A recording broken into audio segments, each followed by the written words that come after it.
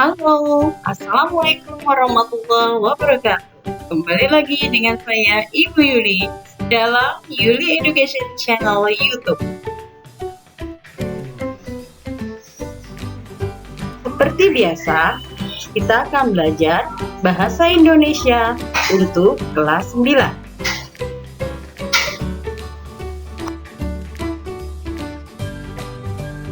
Kali ini masih mengenai teks pidato persuasif. Hanya pembahasannya mengenai ciri kebasan teks pidato persuasif.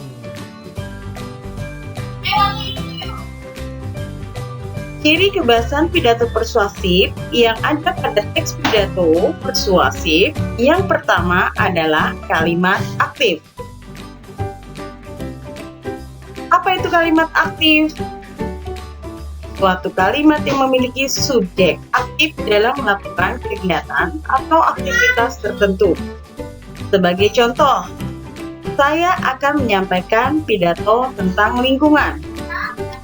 Kata me, awalan me pada kata menyampaikan itu sebagai ciri ada kegiatan yang aktif dilakukan.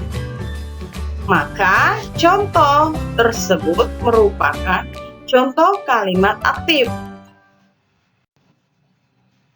Berikutnya, ciri kebasan yang ada pada teks pidato persuasif yang kedua adalah kata tugas. Apa itu kata tugas? Kata tugas adalah salah satu jenis kelompok kata yang terdiri dari kata sambung, kata depan, kata sandang, dan kata seru. Untuk contoh kata depan, yaitu kata depan di. Ini biasa kita gunakan untuk menunjuk tempat, seperti di pasar, di rumah, di sekolah. Di yang menunjukkan tempat merupakan jenis kata depan. Namun hati-hati, ada juga di yang bukan kata depan, melainkan imbuhan, tepatnya awalan. Sebagai contoh, disayang, dipelajari, dicintai. Nah, di yang tidak menunjukkan tempat itu bukanlah kata depan di, melainkan hanya imbuhan atau awalan di. Berikutnya juga ada kata depan ke pasar, supermarket, tentunya juga ke sekolah. Ada juga dari yang menunjukkan arah datang, seperti dari pasar, dari sekolah. Sedangkan contoh untuk kata sambung ada dan, serta, karena, atau. Kata sambung ini merupakan kata tugas untuk menghubungkan bagian frasa atau klausa dengan frasa atau klausa lainnya dalam satu kalimat. Kata sambung ini juga bisa terdiri dari kata sambung koordinatif, kata sambung subordinatif. Untuk pembahasan kata sambung, ada edisi khusus tentang apa saja jenis kata sambung tersebut. Untuk contoh kata sandang, ada para, si, dan sang. Kata sandang ini digunakan sebagai tambahan sebutan bagi seseorang. Contoh, para pelajar, sang juara, dan si midul.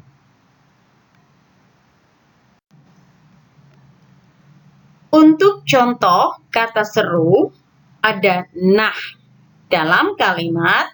Nah, kamu sudah mengerti sekarang, bukan? Ada juga hai, biasanya dipakai untuk menyapa. Seperti, hai, apa kabar? Dan ada juga wah yang menyatakan kekaguman. Wah, hebat sekali kamu. Untuk ciri kebahasaan, teks pidato persuasif yang ketiga adalah kata emotif. Apakah itu kata emotif? Kata emotif adalah kosakata yang berhubungan dengan perasaan yang bisa membuat audiens tersentuh. Seperti kalau ada kalimat ajakan, mari kita jaga lingkungan kita dari sampah masyarakat. Nah, di situ ada suatu ajakan yang bisa mempengaruhi atau menyentuh para pendengarnya.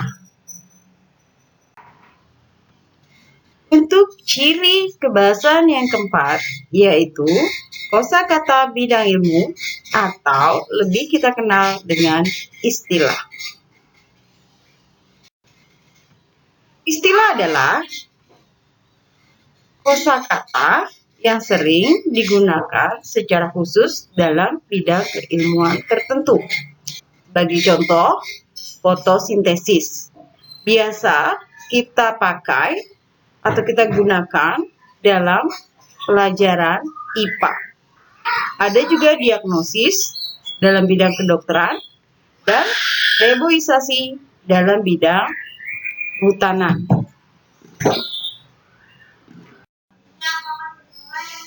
Untuk yang kelima, ada sinonim. Ada yang tahu tentang sinonim? Ya, benar. Sinonim itu adalah bentuk persamaan atau padanan makna kata yang diucapkan. Namun perlu diingat, sinonim bukanlah kata yang sama, hanya maknanya yang hampir sama. Mengapa hampir? Sebagai contoh, kata pidato bersinonim dengan kata ceramah. Pidato sifatnya satu arah. Kalian masih ingat pembelajaran sebelumnya? Pidato satu arah itu apa? Pidato satu arah karena hanya pembicara yang boleh berbicara. Pendengarnya diam saja. Namun di dalam ceramah, tidak hanya pembicara yang berbicara, tetapi pendengar juga boleh berbicara. Biasanya dalam sesi tanya-jawab. Selain itu contoh yang lain, ada kata ucapkan bersinonim dengan katakan. Untuk nomor 6, ada kata benda abstrak. Kata benda abstrak, ini kata benda yang tidak ada wujudnya atau tidak bisa dilihat oleh mata. Seperti ilmu. Tidak ada wujudnya ilmu, tetapi kita tahu keberadaannya itu ada. Apalagi? Nah, ada juga kata kerja yang bisa berubah menjadi kata benda. Contoh, kata kerja mengolah. Itu bisa menjadi kata pengolahan. Akibat penambahan pean pada kata olah mengakibatkan pengolahan masuk kategori kata benda. Kata benda pengolahan itu termasuk kata benda abstrak karena tidak bisa dilihat atau tidak ada wujud bendanya. Nah, bagaimana? Mudah bukan? Demikian pembahasan tentang ciri kebahasaan teks pidato persuasif. Sampai ketemu lagi di media pembelajaran berikutnya. Jangan lupa komen, like, and share. Juga subscribe bagi yang belum subscribe. Dan ikuti juga Instagram saya, Yuli Priatin 13. Jangan lupa subscribe ya, Yuli Education Channel YouTube. Terima kasih. Wassalamualaikum warahmatullahi wabarakatuh.